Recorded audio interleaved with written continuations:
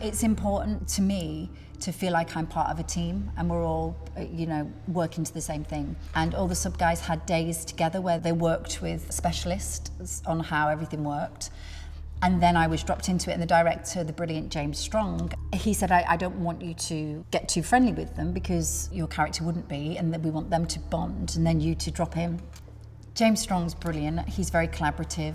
James and Matt kicked us off with the spectacle of it, and then Isabel took over and managed to marry the spectacle and the emotion. And she just knocked it out of the park. I mean, I think, having a female director was brilliant actually, because she got the emotional side of the journey as well. What really drew me to it the most was kind of the experience of Amy and Kirsten in it, and being two women in a man's world.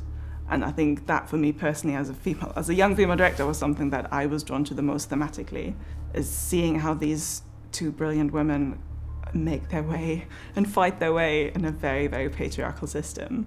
So what I've really tried to do is just give it life as much as possible. And the locations that James Strong on the first block found all lend themselves really well to movement. We've tried to use the camera to sort of stick with the characters at emotional moments and to follow them, to make things feel just a little bit more subjective at times. When I first read it, I was like, oh my God, this sounds amazing. I get to do all these stunts. I forgot that how old I was. Saran was absolutely phenomenal, just throwing herself into all of the things we asked of her. I got whiplash. I put my back out a couple of times. I was covered in bruises.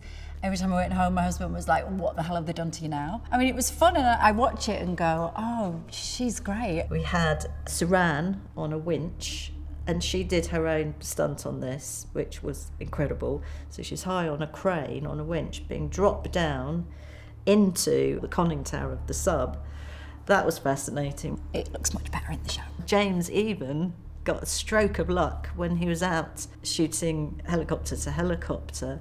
He went over the loch, and unbelievably, not one but two submarines appeared in the loch, which is quite incredible.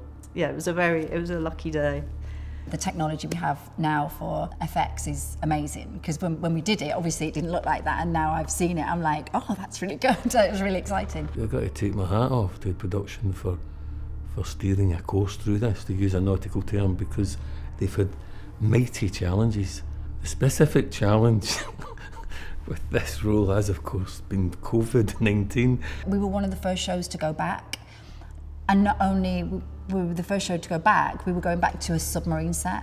I found that very hard, because we wanted to make the show that we were making, but yet we had to do it in strict COVID regime, in bubbles and with everyone in full PPE. So thank you to the team.